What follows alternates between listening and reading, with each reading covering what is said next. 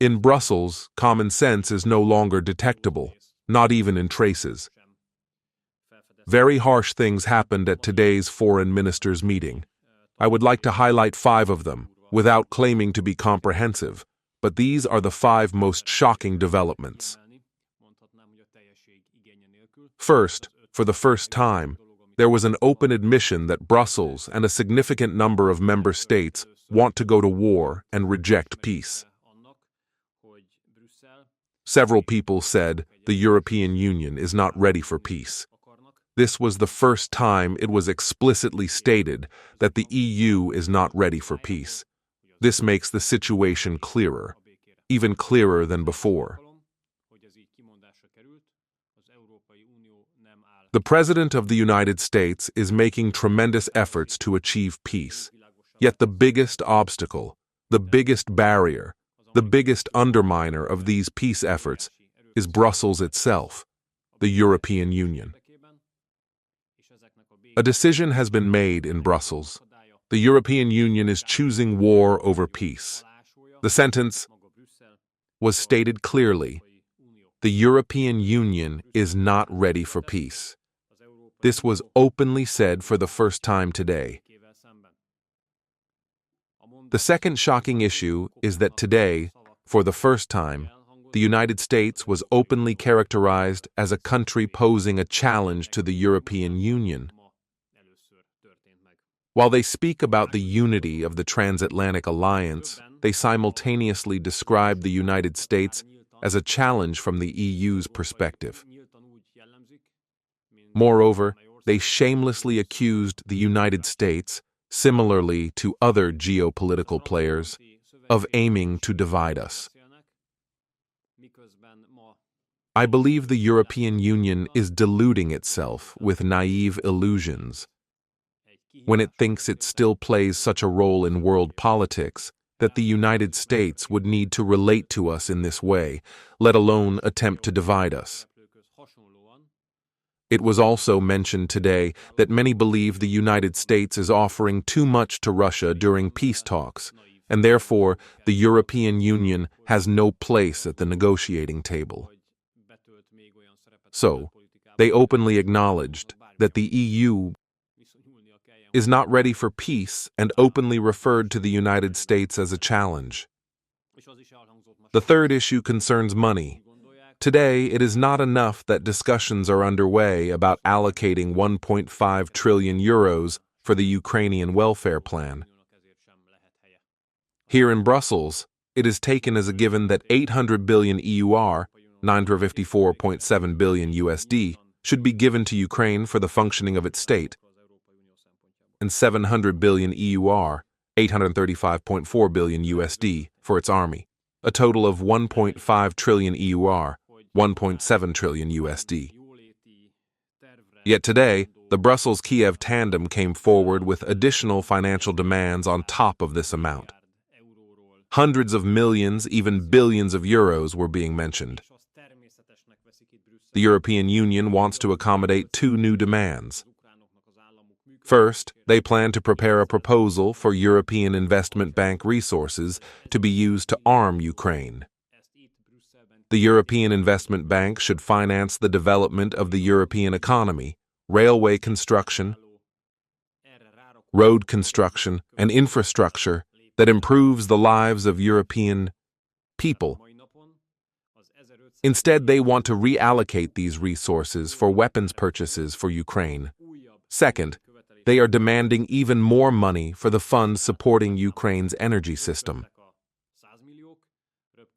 So, in addition to the 1.5 trillion euro plan, new financial demands were presented today, and they want to spend European Investment Bank resources on arming Ukraine and pour additional money into Ukraine's energy support fund.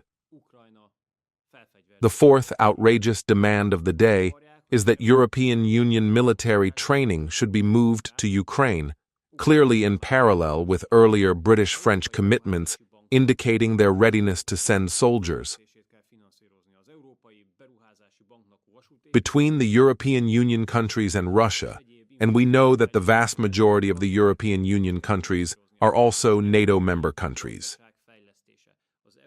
Therefore, if the military training of the European Union moves to Ukraine, a direct military confrontation with a NATO member country can very easily occur. And Russia, which we know exactly means a NATO-Russia conflict, which in turn means the Third World War.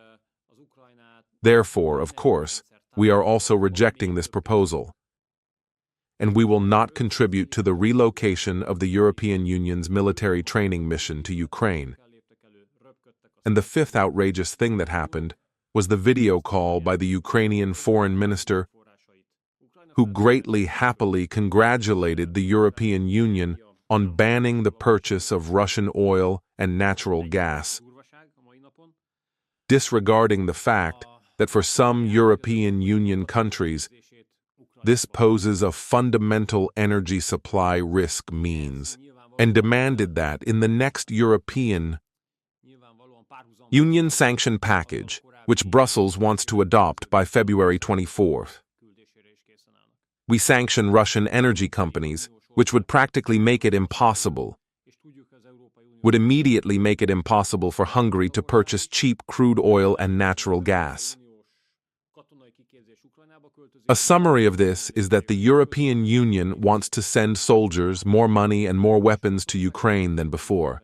It is clear that they want to wage war in the long term, specifically using European people's money. They practically want to wage away the future and put European youth, including Hungarians, into eternal debt slavery. Naturally, we will not allow this. As long as there is a national government in Hungary, we will say no to all this madness, to all these crude proposals. Thus, we do not consent to the European Union's military training mission being sent to Ukraine. We do not consent to the immediate ban on the transportation of cheap Russian crude oil and natural gas with the sanctions package in February. We do not consent to sending any more money to Ukraine, and you can be sure that as long as we are around, not a single penny of Hungarian people's money can be sent to Ukraine within the framework of crazy ideas.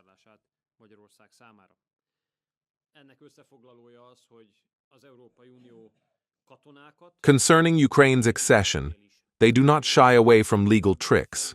This is clearly visible. By all means, they are trying to push the Ukrainians into the European Union. Now they have targeted 2027. I would like to point out that this is next year. In a few months, it will be next year. And if the Ukrainians are pushed into the European Union, and if there is no peace by then, they will also bring the war into the European Union.